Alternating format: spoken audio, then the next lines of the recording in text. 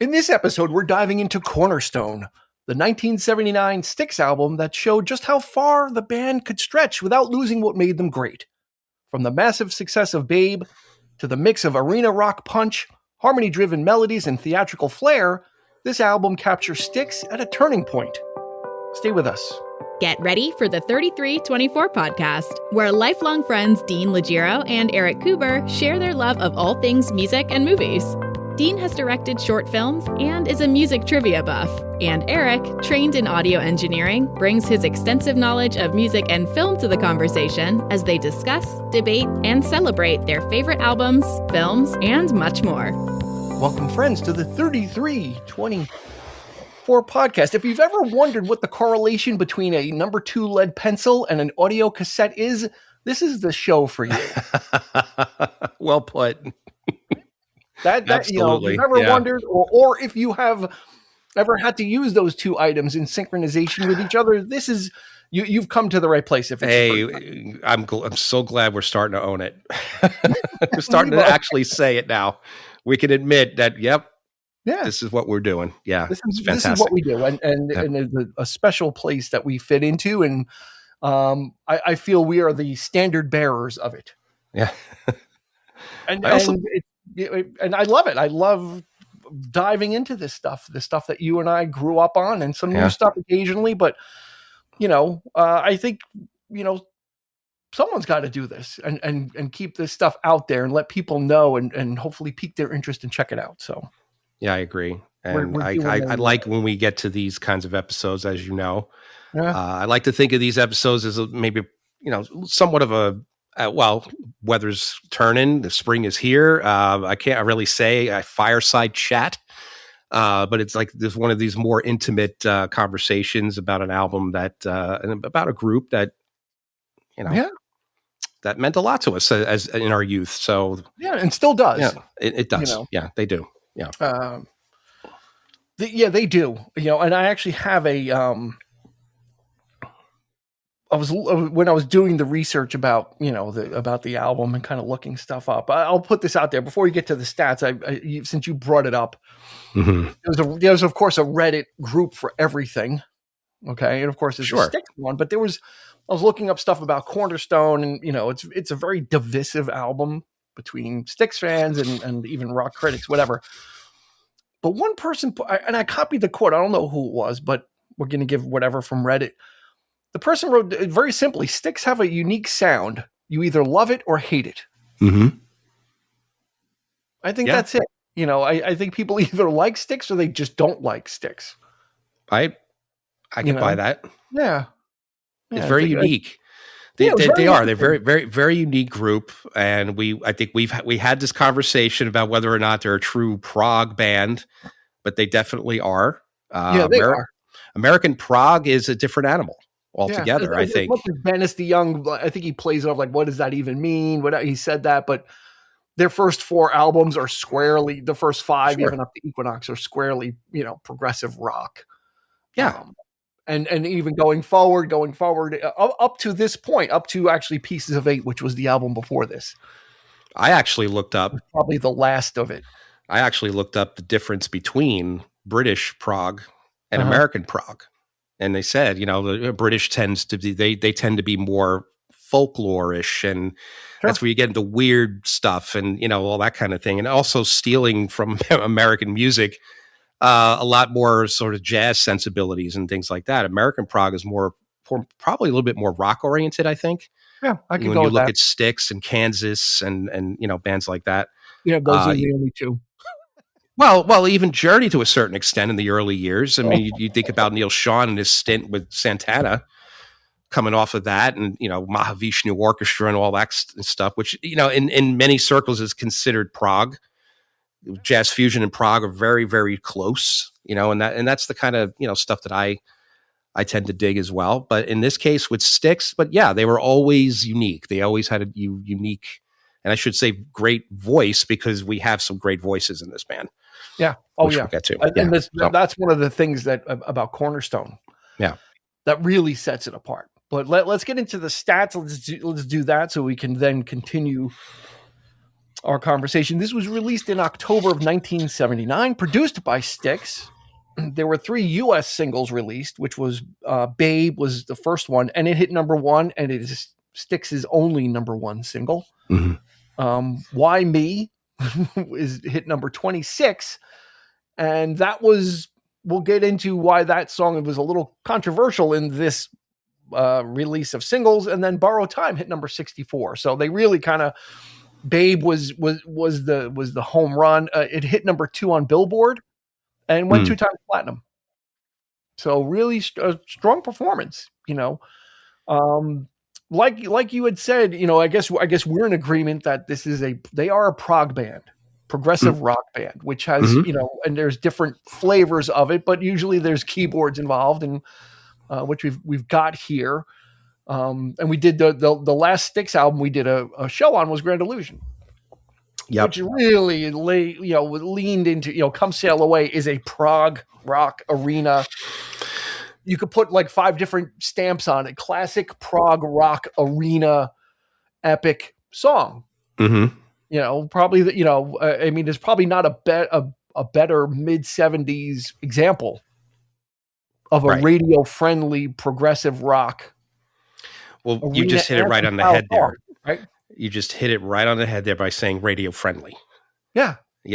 So that's where Styx, I think, kind of wins out over some of these other bands, is the fact that a lot of their stuff, even Lady, you know, from Equinox, is a hit. You know, that was played a lot on the radio and such, and it's very accessible type of, you know.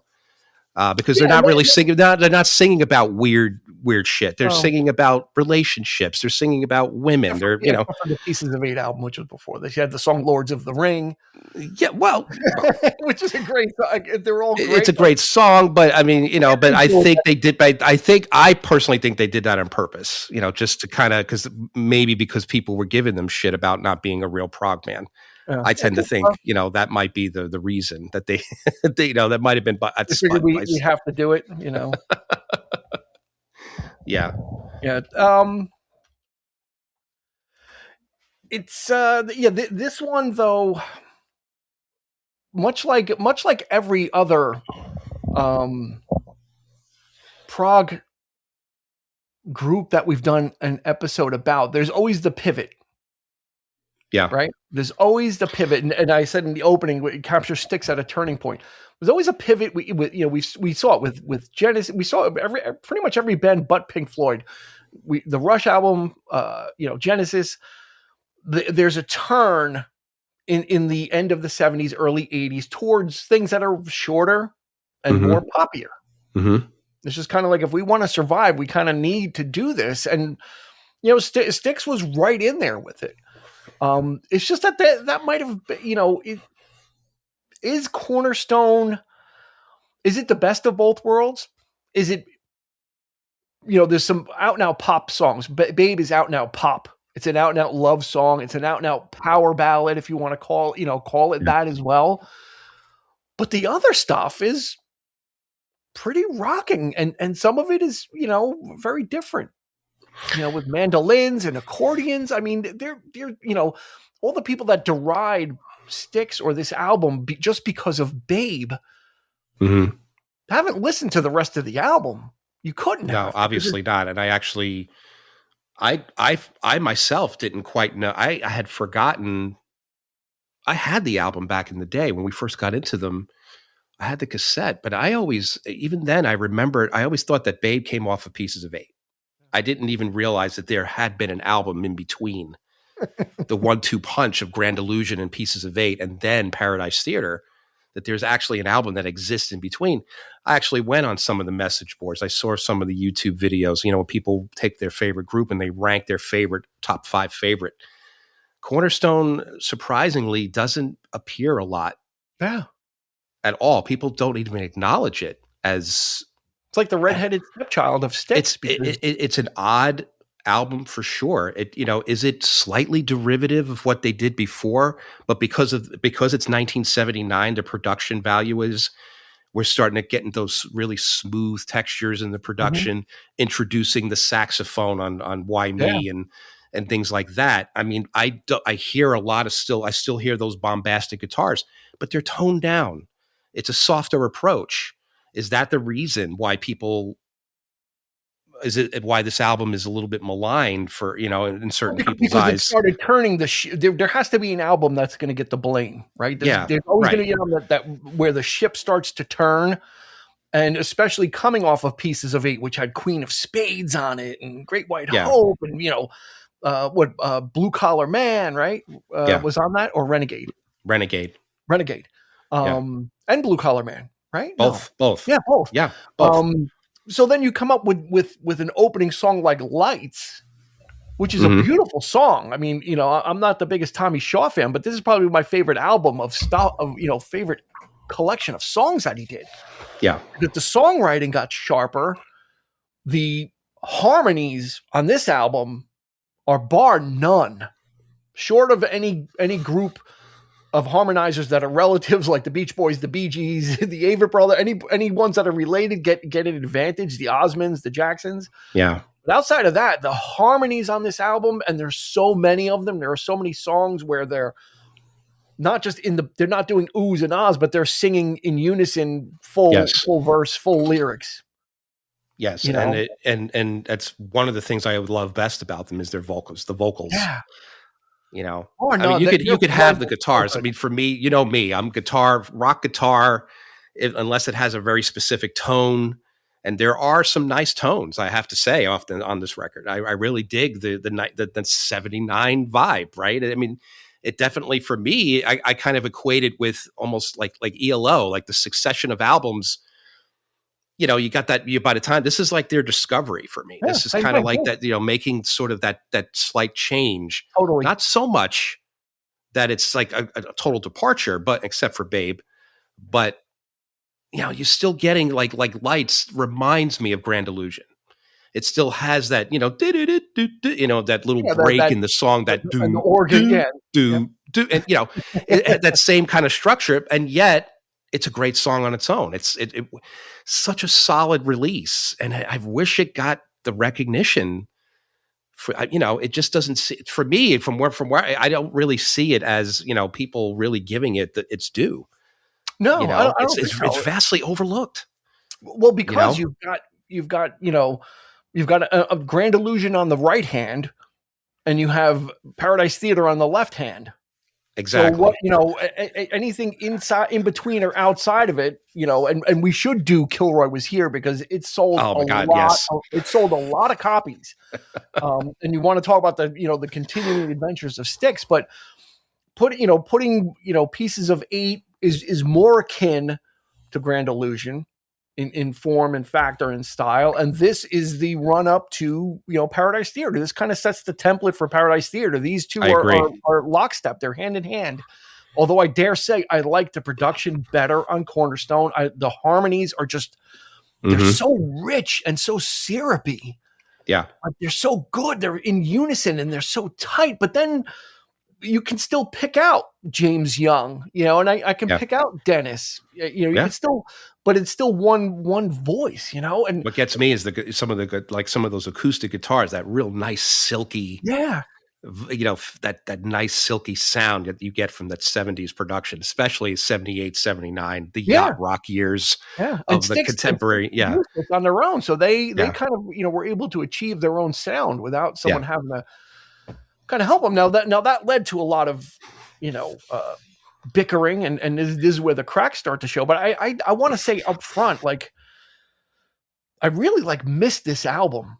Like I miss listening to this album because it's such a good album, and I don't listen to it very often. You can go years without, but then when I listen, I'm like, oh, like my heart almost aches for how much I love this album and how good it is and how comfortable it is.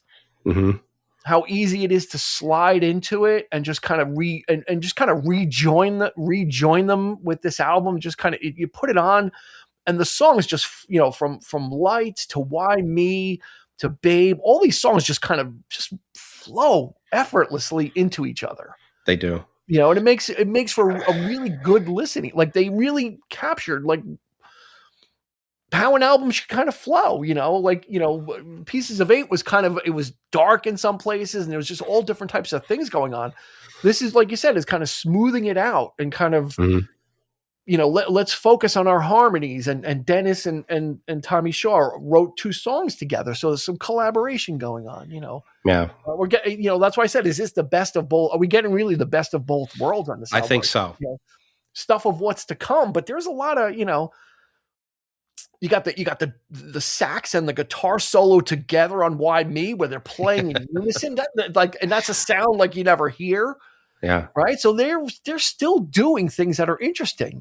Like I said, the shadow of Babe looms so large, and the specter of the song, and it doesn't help that JY and Tommy Shaw spent the last 25 years like railing against that song. So they're creating their own monster.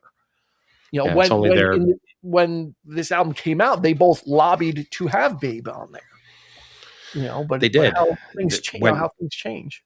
And it went number 1. And I think, getting to that point, of course, the second single was supposed to be the other ballad that Dennis wrote, First Time. which was First Time. Very, much in the same vein as Babe. Tommy Shaw decided no. He was 2 ballads in a row. That's not a good look for us. Why Me was chosen as the second single, which only went to number 26, I believe. Right. So what do you think about that? Now I understand, and they fired Dennis over this.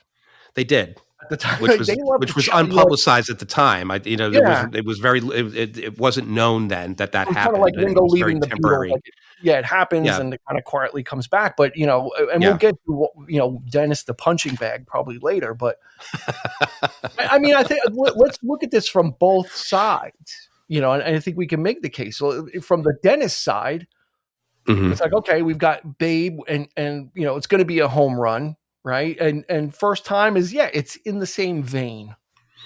And I used to think it was really sappy, but it's actually got a really powerful vocal performance from him. It's got a guitar solo in it. It's not as wimpy as it's not as wimpy as Babe. Yeah. I would argue that, First Time, once it gets going, it does. It's to me, it leans more into the sort of power ballad. Yeah. Aspect than even Babe does. More in common with Don't Let It End. Yeah. Yep. So from that aspect, what's the goal? Is the goal to get the album into as many people's hands as possible, and then they'll hear all the other stuff. Mm-hmm. Like that was the thing with Tommy Shaw and JY. Like, well, we're going to lose our rock cred, or we don't want those types of songs in a row. Okay, I from their side, I get that. Okay, we're Come Sail Away. We're blue collar man. We're Renegade. We're, Sweet Madam Blue. We're all those things, right? But all that stuff is there. Yeah. That stuff is, it's not like the album is all Babe 1, Babe 2, Babe 5, Babe 7, right? It's 2, there are 2 songs. Babe in the City, Babe. Babe Goes to Paradise Theater. Right. Mr. Babato.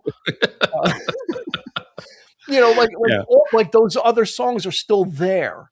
And if somebody buys the album because of Babe and First Time, you're gonna hear all the great stuff that's there. So, we can never understand it. We'll never understand. We're trying to protect like their legacy, the do's and don'ts of the songs the songs on the album, right? So it's not like the song wasn't going to be on the album. The song was on the album, so it's there. It's not an outtake. It's not. And if it's there, why not? If it's going to get more albums into the hands of people and maybe create new Styx fans, why not? That didn't happen, like you said.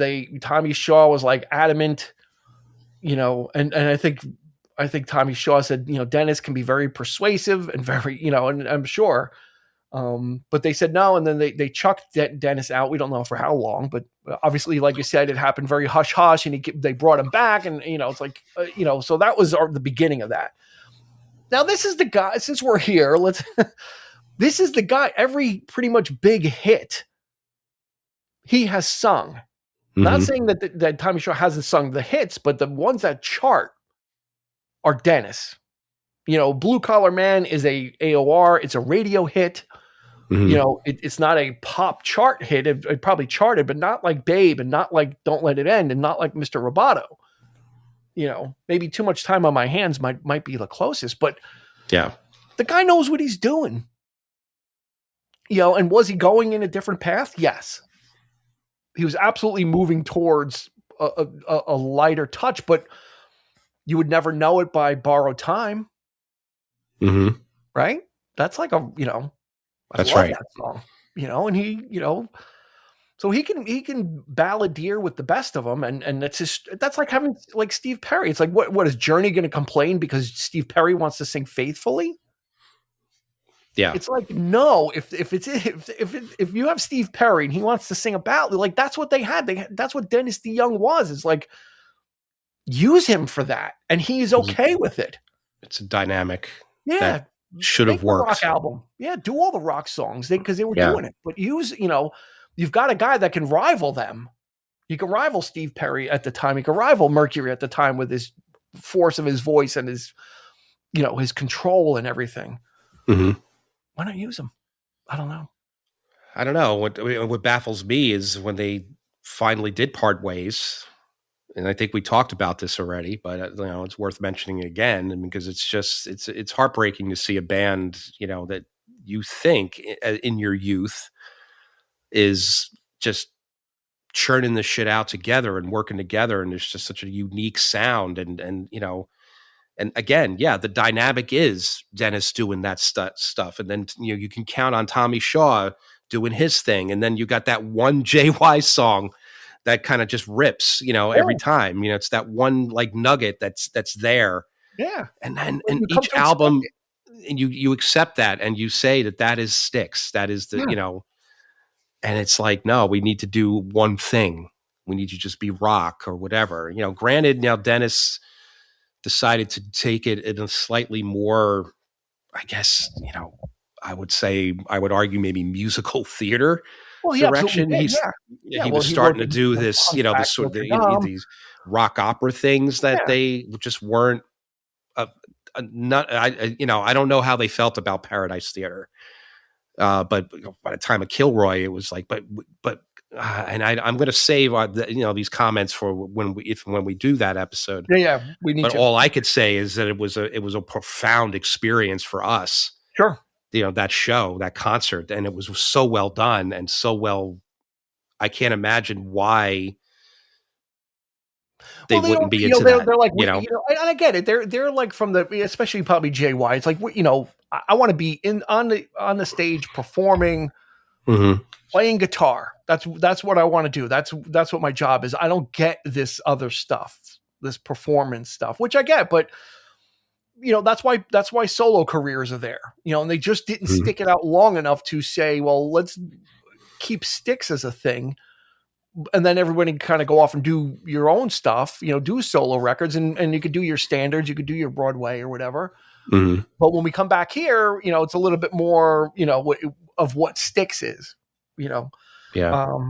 But yeah, I don't know. It's, for me, the concept thing, me, it was right up my alley. That kind of stuff was like, I love that kind of thing, an album that actually tells a story. He's creating his own little universe there. I mean, Paradise Theater played a role and Kilroy was here. Like that was tied it all together.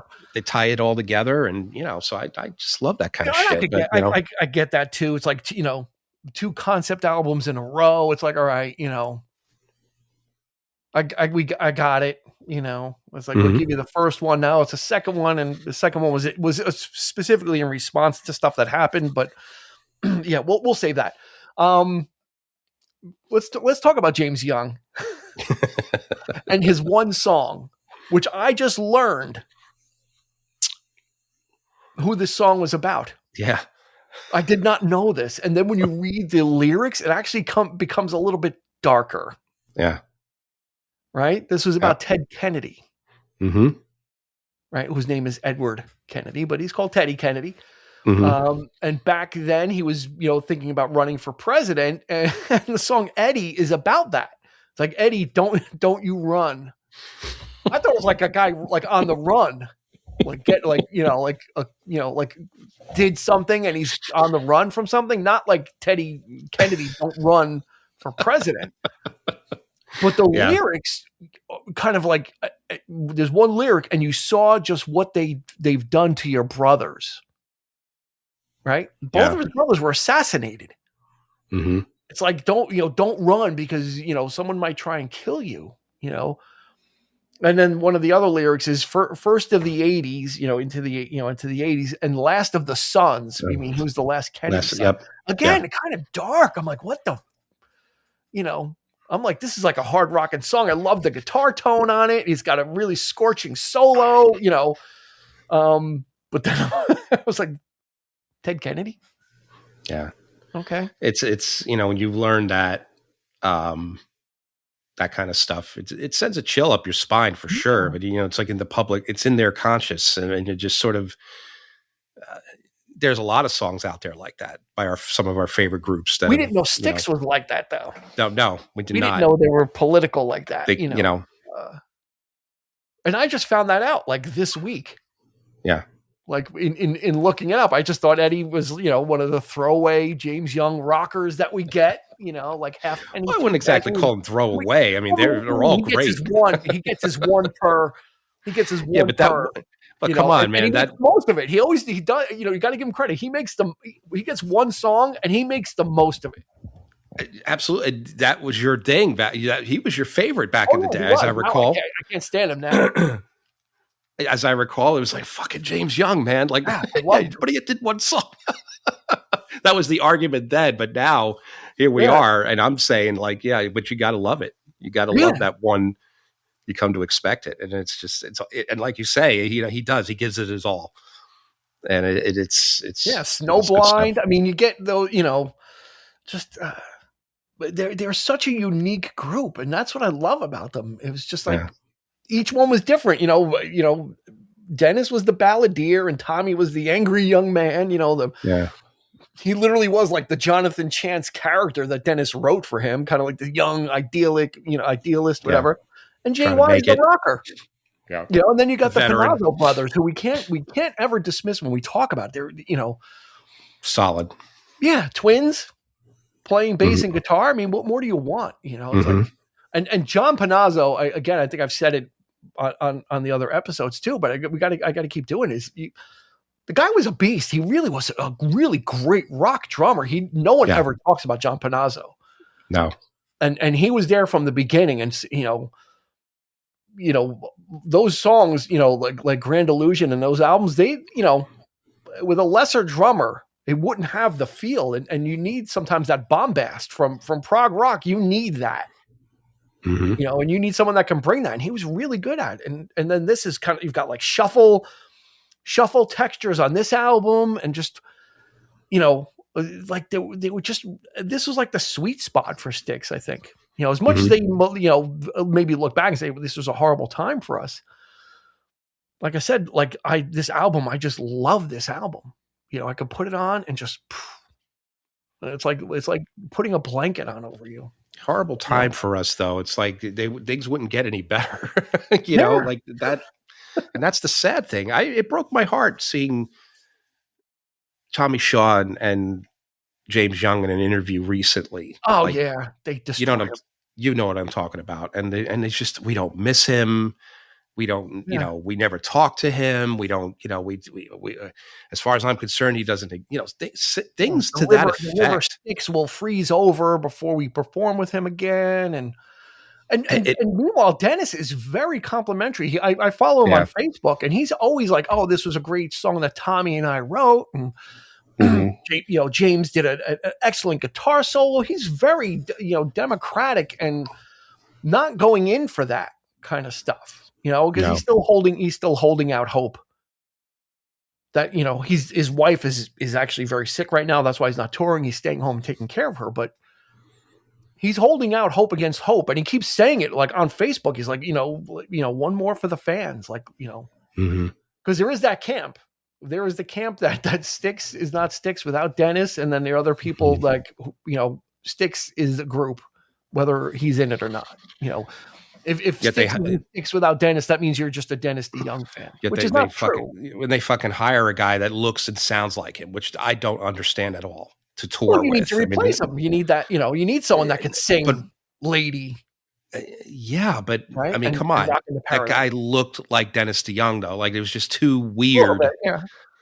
It's like a doppelganger. Why would you do that? Yeah. and not use the real McCoy? It doesn't make any sense. But they were done. They're frustrated with him. But a lot of acrimony. But we get Why Me, Babe, Never Say Never, another one. Mm-hmm. Oh my God! Like these songs are just so great. They all fit. Like they all fit together, which is the beauty of this album. I think that's what it is. Is no matter if it's up tempo, if it's Boat on the River, which has got the mandolin, and the accordion and like folk overtones, like all of it fits though. And Dennis singing, like harmony in the back at the end of it. Like I'm not surprised that was, that did very well in Europe. That song as a single, given the Zeppelin-esque vibe to it. Yeah. The mandolin is just so, it's so up their alley. Like I think it did really well in the UK and in Germany, if I'm not mistaken. But yeah, great track. And Tommy was really coming into his own as a songwriter at this point too. I mean, he was just, not that those songs were no slouches for sure. I mean, Blue Collar Man and these, I mean, he's just Angry Young Man, another one that was just fantastic off of Grand Illusion. He was killing off the harder stuff. And I think on this album, like you said, I think on Cornerstone, his songwriting becomes a little more nuanced, right? Mm-hmm. Like with Boat on the River, it's got the bass he's playing with a bow. It's like, like there's really some arranging going on here and layering, and not just, Blue Collar Man, heavy chords and a scorching guitar solo. It's kind of like, here's some other stuff I've got going on, and I always liked his finger picking, his acoustic stuff. Tommy, when he breaks out the acoustic guitar, mm-hmm. and and then he switches over to the electric, we've seen that happen too. And it's just great. What talented guys. I mean, just, clear across the board, such great musicians and such dedication and just, it's just a shame. Yeah, it's so weird because, like I said, so distinct.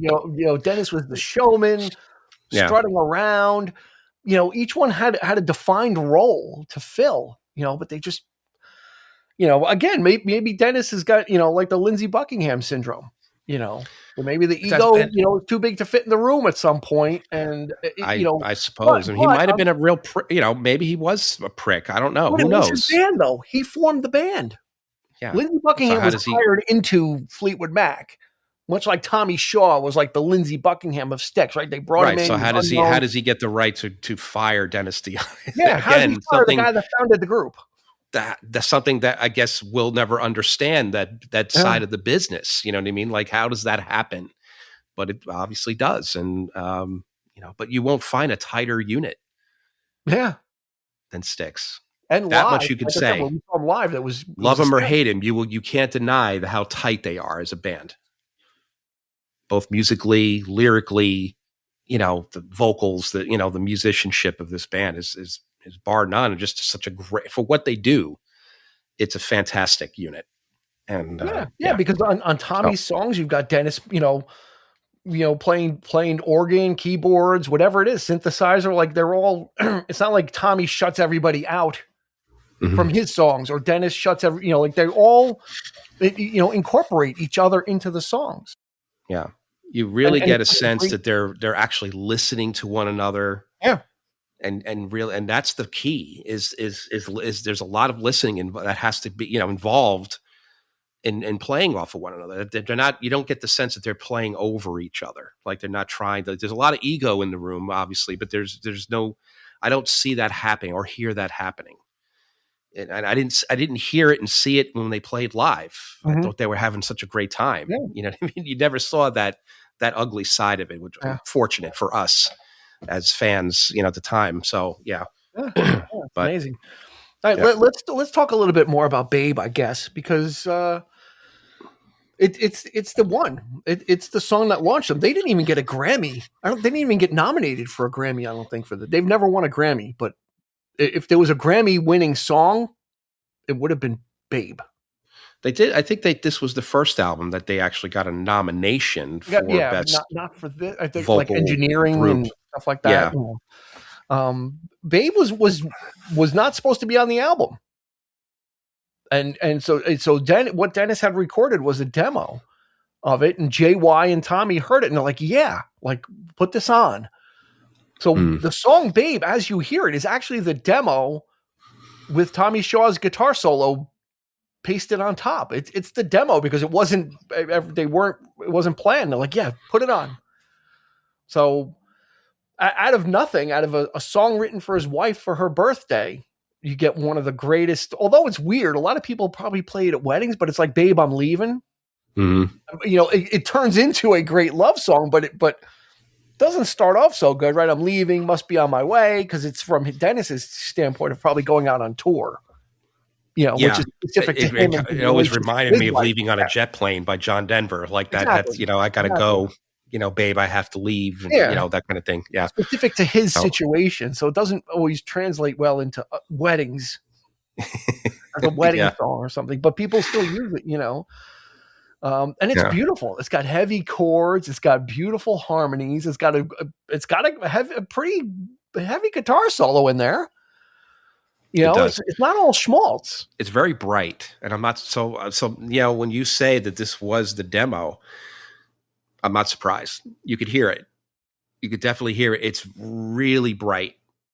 And you could hear a lot of that hiss in the background, like the tape. Mm-hmm. It's not as polished as really, it sounds like it is, but I don't think they did much to it to really kind of balance it out. It really kind of pops when you listen to it, compared to some of the other tracks, which were, more layered and, this is like, you can definitely hear that, like it just those high, like that's what got me when I was listening to it today with headphones. Mm-hmm. It really kind of like, whoa, it was jarring. I had to like kind of turn it down a little bit. I'm like, those keyboard, like those notes just kind of hit me like, ugh, the noodling in the beginning. And then, but you could hear that brightness to it. And it's like, so I never knew that. I never knew that it was the demo. Yeah. That's interesting. So, pushed for it and said, put this on. So again, it mystifies me because it's not like Tommy Shaw never wrote a ballad. Yeah. Or had ballads on his album, and they made their first big hit was Lady, which was sparser than Babe as far as guitar. There was really barely any guitar. It was very, a little bit of a solo on Lady. Mm. And like I said, if you've got a guy that does that, use him. Use him. I'm sure Dennis wasn't saying, "Oh, JY, you can't, don't write a song about Ted Kennedy." You're making like everyone does their own thing. They bring their material and you work on it. You're reaching a wider audience. First of all, that's what I'm saying. You're getting the album into more hands, and then they can hear the other stuff. And there's you want that female demographic in there for sure. Bands I never understood. Like bands are just some bands are just very masculine. They have that fan base. And that's, and a lot of, I would argue that a lot of their early stuff, was probably the reason why they really couldn't take off. Dennis doesn't have that kind of voice of a prog artist. Like, he's not, he doesn't change his voice to articulate. Like, he's not theatrical or weird or anything like that, or he's not doing anything. He's just really good. He's just a really great singer, but the music. Yeah. Exactly. So it was just sort of like, and so was it really reaching, and so you do need songs like this. Well, that's why you had JY back in the day, which was songs like Witch Wolf and Grove of Eglantine. I mean, they really like, I dig their early stuff. Their prog stuff was pretty like, it was interesting. It was interesting stuff. It wasn't this, but you kind of see the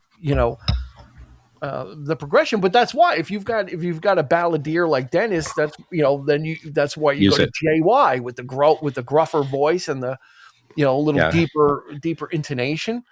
It's when Dennis tries to be a rock and roller, like when he starts like growling, it's like that doesn't work for him. He's like, yeah, like, he does that, like sometimes he, does that. It's no. That, I always cringe when I hear that because no, okay, no. You got JY for that. So yeah. But no, you go where your talents lay. I mean, that's exactly right. You have that kind of voice. That's what you should be doing. Yeah. He delivered Best of Times on Paradise Theater. I mean, these are like, and these are the lighter songs. Like you put your lighter on. Those are the songs you remember. That's the sound of nostalgia right there. Those are going to bring you to the show. Yeah. And you still get all the other stuff. Right. And that's how you get to know the band. Is you get hooked in with something that grabs you, and then you listen to the rest of the album. It's like, oh wow, there's some other different stuff, or hey, this is pretty tuneful. Who's that singing? That's not the same guy that's singing Babe. Who's that guy? If you didn't know anything about Styx, and then just like we learned, like walked out of a concert, like I didn't realize that all these songs were by them, and now I'm going to go buy all the cassettes. It was probably the only instance of me walking out of a concert and like the next day or two, like started to buy the cassettes. Like literally, like I'm not sleeping. I'm literally sleeping on it, but I'm not anymore because the new album is out. Kilroy was here, so I was able to grab that and then just start getting everything else. So it's just like it was weird. It must have been some weird dynamic. Dennis must have really kind of just gotten under their skin somehow, And again, maybe Dennis was pushing him towards something that was more like that, or maybe just after Kilroy, they were like, okay, like F this, it's we gave you two, we gave you two projects that are kind of your own thing, and but like I said, it was kind of no one thought, hey, just let off some steam and do some solo albums. And he did. And they did. And they did reform, but it's just, they reformed without Tommy Shaw, and then they reformed, and then Dennis wasn't there, and Tommy Shaw was there. And then at the end, they finally got them all together. It's just like ships passing each other in the night. Speaking of which, how about Love in the Midnight? Oh, that's a heavy one. Yeah. Probably Tommy Shaw's best song. And like I said, as coming from a non-Shaw fan, my favorite Shaw is Robert Shaw, and he's not on this album. His famous hit, Here's to Swimming with Bow-Legged Women, not to be found on this album. Love in the Midnight has those. It's a hard rocking song. It's got the harmonies, and then they each get their own, like, looking for love, and then JY is on the very top, like, looking for love, like really straight, like pushing those upper limits. But it's you can't tell me that song doesn't have prog elements. It's got the keyboarding. Oh, absolutely, it does. It's the proggiest song on the record. So it's like, sure. And it's Tommy Shaw, Yeah, and then they have a guitar solo in there too. Yeah. So yeah, I feel like Cornerstone was kind of like Chris Clark says, or Rob DiStefano is like a Hinge album. It's kind of we're obviously getting more poppier, but we're still virtuoso musicians, and Dennis is a virtuoso keyboard. I mean, he is the keyboardist for the group. All that stuff is him. So there, no slouches as a group. Just five guys that just really were dialed in. Yeah, to it. That's just. It was a pleasure revisiting this. I listened to it like 3 times in a row yesterday, and then today I listened to it one more time with headphones, and it was it's just so clean. The production, it's just clean, it's clear, it's crisp, you can hear everything. Takes you back. Did they produce who did Pieces of 8? They produced Pieces of 8. Yeah, the 4 albums in a row. They self-produced. This was the 4th self-produced record. Crystal Ball, Equinox. So basically, from Equinox on forward, Once they got their major label debut, which was Wood and Nickel was once they signed with A&M on Equinox, they took their fate into their own hands, and they were self-producing themselves, which is interesting as well, because usually, like in Zeppelin, Jimmy Page, usually we have one person at the board, but this was credited to all of them, which could make for interesting as well. We'll never know exactly who did more, who takes the credit. Who's staying late to work to tweak this and make sure it's got the right thing, who's leaving. Is somebody changing the mix on one, coming in and changing it again. This album will never get released at this rate. Coming in and changing it overnight. Yeah. So they're like literally masters of their own destiny. And I just always, well, that's enough to fuel any ego, I would say. Is now you're in that seat. You are self-producing your records. And of course you're going to get you're going to start thinking, sort of that playing God kind of thing. You wrote Come Sail Away. You wrote Lady. You wrote the biggest hits. You wrote the biggest hits for the group. Sure. Yeah. You founded the group. You and the Panazzo brothers, right? And their standards, their production is really great stuff. I mean, it's some of the best sounding records of the 70s. I would argue. I wonder who the engineer was. If that made any of it, was that somebody of note? Production, Rob Kingsland. You ever hear of him? Or Gary Loizo? No, I would probably, I'm going to say they were probably childhood friends, maybe probably friends of maybe Dennis knows them, or I'm going to venture to say that they were connected somehow, but that's just opinion. Rob Kingsland, worked with mainly looks like Styx. Ohio Players, he engineered. Okay. Remember Ohio Players? Yep. Styx. Dennis. He worked with Dennis on Dennis's album. Mm-hmm. That's mainly Ohio, odd mix of Ohio Players and Styx. strange bedfellows, but it's all good. What else we got here? So Borrow Time is a co-write, and Lights and Borrow Time, the songs that open up each side are the co-written songs. And it seemed like they, and those are great songs too. Again, they've got a lot of punch to them. Mm-hmm. Never Say Never always got me too. I hear a lot of sort of yacht rock in that song. Sure. I'm thinking Little River Band with that song. I'm surprised this album was never mentioned.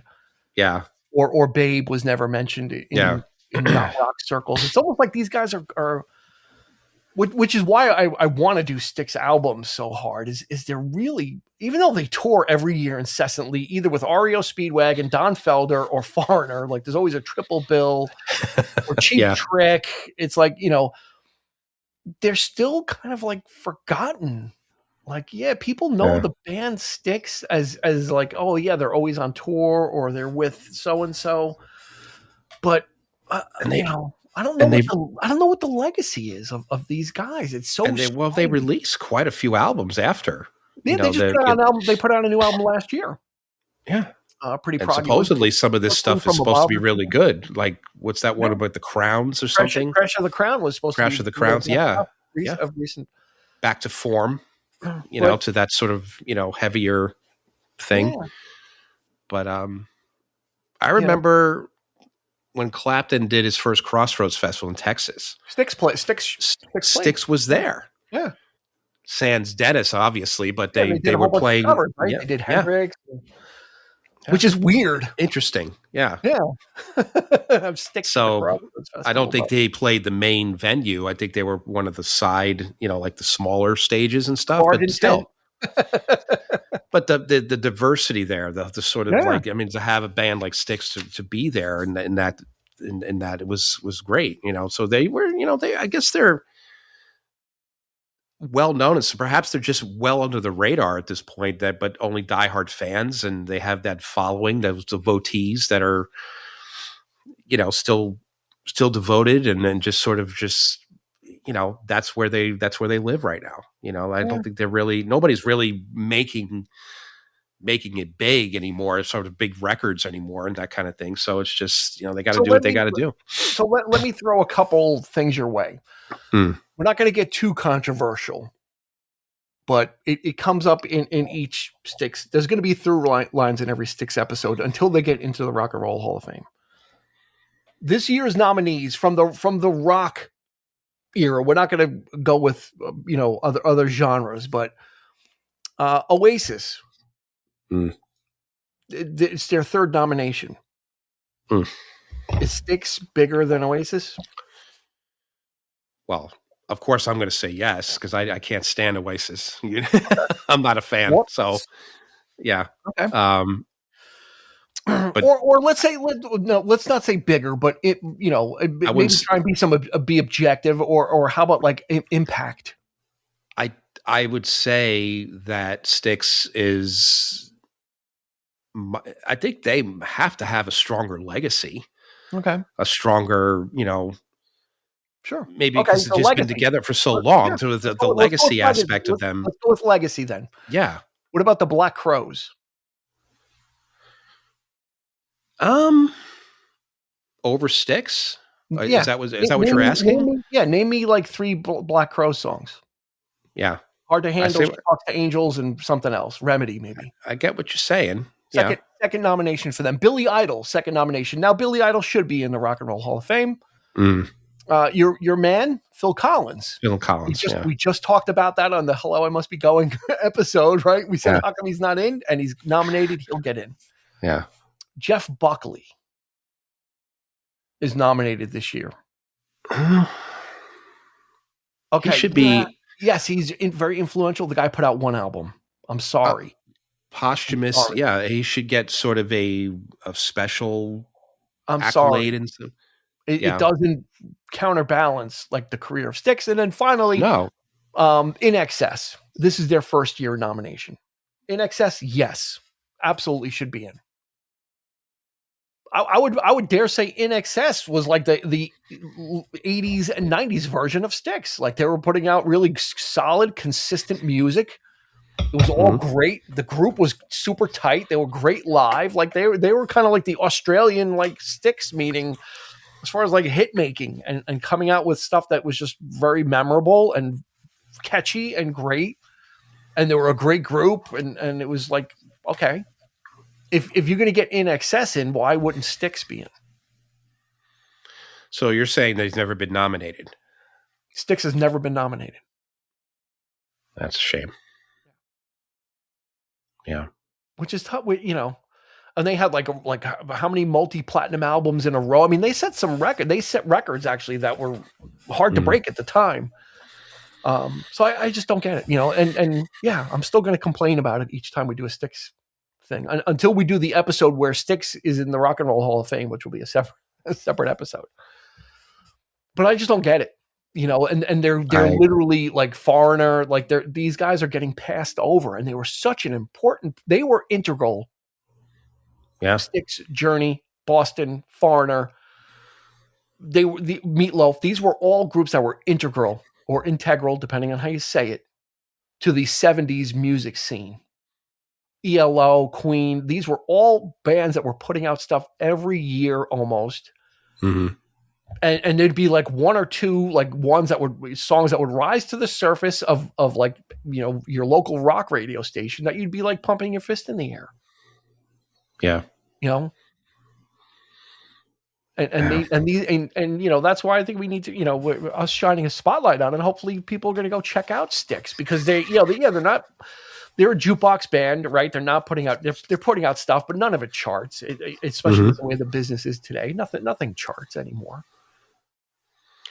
So I think the older we get, the more and this is not necessarily nostalgic, but it's like you realize that the value of some might find Styx schmaltzy and cheesy and whatever, but you need that. You definitely need that in your listening experience. You need this kind of band. You need this kind of that kind of rock. That's sort of never. Everything doesn't have to be Zeppelin and Metallica and the harder groups. You could like it. You could like a band like Styx as well, and just and admit it. And just come out and say, hey, this was I admit that I wasn't listening to them, when we first did. Yeah, I remember you said that. It was at Paradise Theater. And it was like, it was like, it just wasn't a band that I just wasn't, that I thought that I grew out of, quote unquote.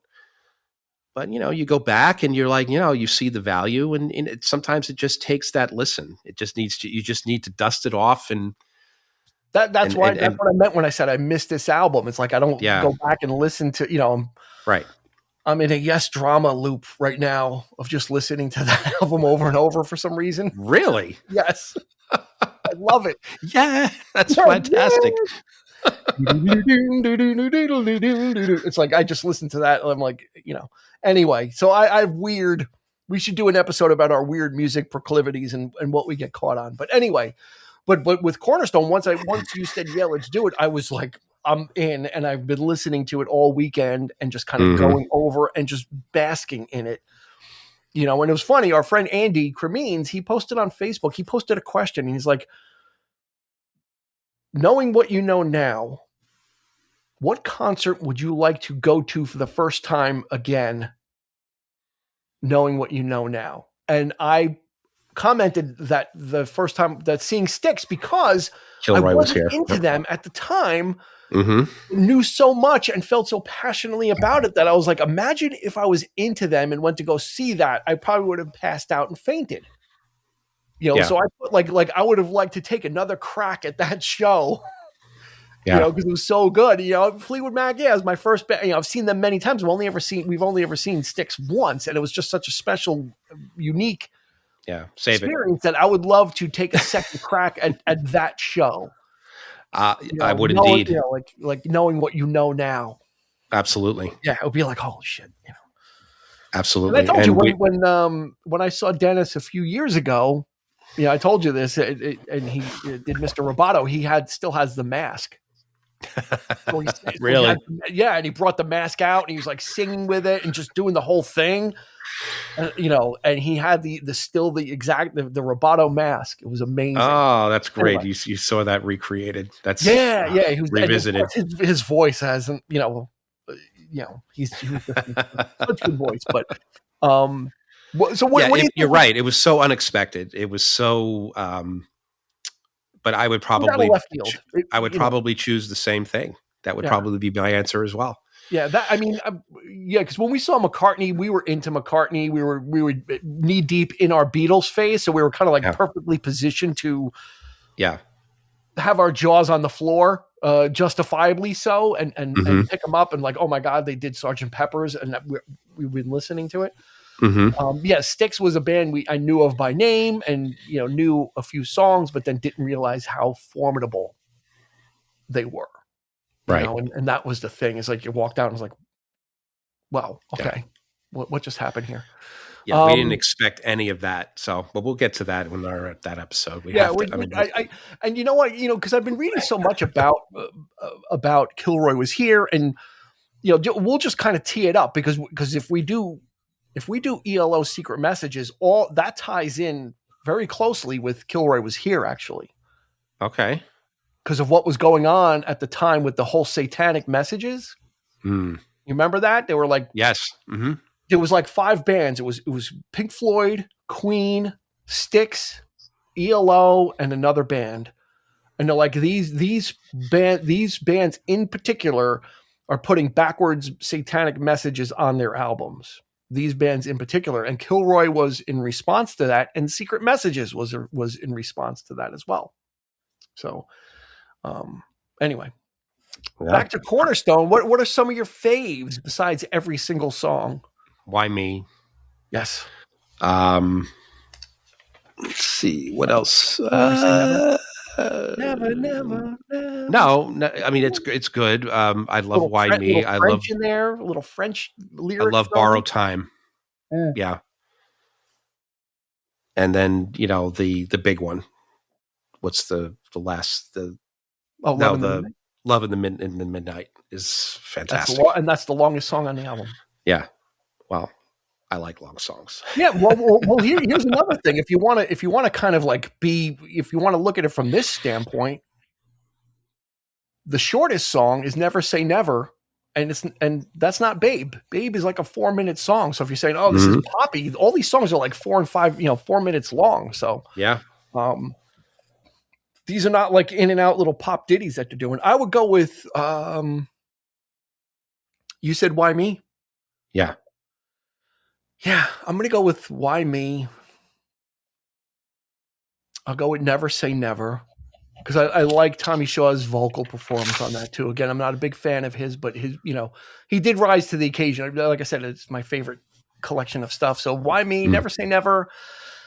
Yeah, Love in the Midnight. I got to hand it to him. I got to hand it to Tommy Shaw on this album.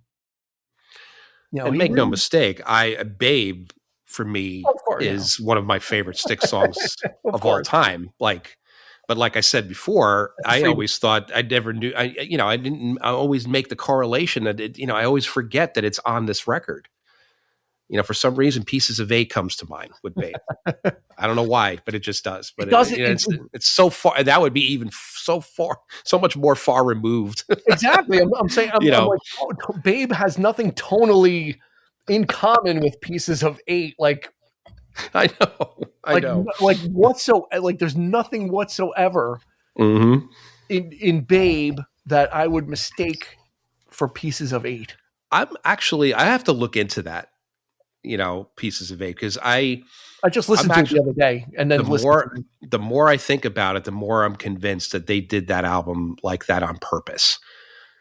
That because of all the flack of people not considering them a true prog band, like in compare to other bands at the time. I'd like to sort of do some research on that and see if that's true. I don't know. Queen of Spades. It might be an interesting, dive, into seeing if that's whether or not that's the case. Yeah, the song Pieces of 8 because it's just so much stronger than like even Grand Illusion, in my opinion. Like there's Grand Illusion is proggy, but it's still very melodic. It's still very you have those like sort of popish tones to it, and it's very accessible. Pieces of 8, yes, it's stark. It's it's much more. It's a bit heavier and heavy-handed, and I'm just interested. I'm like I have to find that out. Okay. I would love to be able to talk to Dennis DeYoung and say, hey, is that the case? Well, in a retrospective review of Pieces of 8. Mike DeGagny of AllMusic said that the songs on the album rekindle some of Styx's early progressive rock sound, only cleaner. I can see that. I buy that. Especially the song Pieces of 8. Like I said, I just listened to it, kind of in concert with this to get the contrast between the two. And this is almost like Pieces of 8 has like a layer of paint on it. And then Cornerstone, you've got the paint stripper out, and it's clean. The surface is clean. Like it's just there is a difference in production sound as well. Like they were going into the modern production era for what you said, like the late 70s, that smoother sound and the jazzier sound. So, what year did Pieces of 8 come out? 1978 September. I was 12 years old. So 3 years in a row, 77, 78, 79. They were knocking them out. It hit number 6 on Billboard, and it sold, went 3 times platinum. It actually sold more than Cornerstone, and nobody knows Pieces of 8, for crying out loud. I mean, it's like I said, it's got Renegade. Yeah. That's it. Renegade and Blue Collar Man. Sorry. Those were the two. And then Grand Illusion was 77. And then Crystal Ball was 76. Equinox was 75. Man of Miracles was 74. I mean, these guys are like Serpent is Rising is 73. They were, again, in that we've talked about to death, where in the 70s, you just put out an album a year. Yeah. Like you were just like, that was it. Like you just boom, boom, boom, boom, boom. You just kept on like creating music, and then you went out and toured and you came back and you wonder why these people did so much coke and drugs, like that kind of a cycle. No, right, honestly, like when you think about it, it's like, True. okay, we're going to be in the Pressure. studio for 3 to 6 months. Yeah. And that's just kind of recording, depending on what their method is. Then we got to go out on tour for probably at least 9 months, 6 to 9 months. So that's a year. Mhm. Get a couple of weeks off, right, with the kids and the family, and then you go back in and do it again, and you have to come up with all new stuff, new material, new ideas, and then you have to work that out and record it and then tour it and then get a break, go see the kids, come back, do it again, So it's just, you wonder, the drug-fueled 70s, it's no surprise that these people needed this stuff to True. keep themselves going and keep the creativity going. McCartney did it with weed, though. He did it with pot. He wasn't a cokehead. Oddly enough, the thing that kind of makes you like more mellow and like is more of a depressant. The guy, comes up with like silly love songs, one of the best bass lines ever, and oh my God, yes. Like I'm smoking pot. Anyway, I think that's going to do it. We love Styx unabashedly. We do. And if you should, and even if you're going to be like, oh, babe, yeah, okay, we'll give you that. But go on your streamer, whatever service you have, and just pull up their best of. And just go through that. And I think you'll see there's enough variation and stuff in there that if you like rock music, these guys are squarely rock and roll. They weren't there long enough to really totally, quote unquote, sell out. They just imploded, before it ever got to like Air Supply. Good point. Very right? Point. They kind of they were kind of like Terrell in the Wrath of Khan. It's like, it is difficult, sir, to not make ballads. It is difficult. Yeah. I've tried, but I can't, and they just turn the phaser on themselves and just kind of disintegrate the whole thing. It's like Styx is gone in a puff of smoke. Oh man. What other podcast can you tie Styx and the Wrath of Khan in? The Wrath of Khan. It's this one here. That's why you need to stay with us, because we're going to put those nuggets and tie them together. Oh, Lord. That's going to do it for this episode of the 3324 podcast. Hopefully you had fun with this excursion of us talking about one of our favorite albums from one of our favorite groups and one of our favorite people, Dennis DeYoung. He's always a champion. He's always a champion in my heart. Well, the whole band. I mean, I'll give credit to the whole group. Right. As a group, like I said. But Dennis is, he's just, and again, I always... He was always my favorite, but and I think it was just, I don't know. It might have, I think Desert Moon did it for you. What do you mean?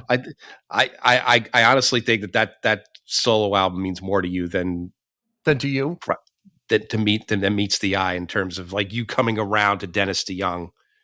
Am I wrong? No, well, we got all that. We kind of got all that stuff at the same time, right? Because but like Styx imploded, and then Desert Moon came out like it was like getting another Styx album, right? So it was kind of like he, as far as like me liking somebody, he had the momentum because Tommy Shaw came out with Girls with Guns. I bought it. I don't even think I listened to the first song, and that was it.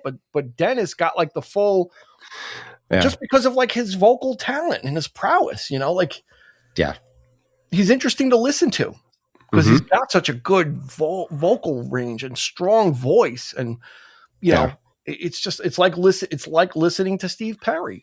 I'll always put him up there. Unique. And you guys can fight me on it if you want to fight me on it. You can find us on Instagram, Facebook, and or YouTube, and let us know. But I think if you listen to like, what is it, Sweet Madam Blue. Mm-hmm. Listen to Sweet Madam Blue and tell me that he doesn't have the chops. I mean, he's got it. I remember when we heard that live. I'm like, what the hell? Everyone's like checking their watch. He's still holding the note, right? Yeah. Remember, it was like, going and going and going, and the guy, and he did it. When I saw him, he did Sweet Madam Blue, and he said, if I knew back then that I was going to have to sing this song when I'm like 70, I would have never put that in there, because he still does it and he could still do it. You know? So he's very, and again, I like him as a personality because he's very self-deprecating and kind of, you know, like you've mentioned, street savvy, comes off as that kind of guy, you know, like you would never know that given the whole like rock opera thing. Like you think he's this sort of like, you know, he's, you know, like a, but he's just, you know, he's a street tough from Chicago, you know, like he's got that, you know, and it's that, you know, but it's just brilliant stuff. Okay. So, anyway, let's leave it there. Let's check it out. We'll put a link in the show notes. I'll link it. I'll just link it on Spotify.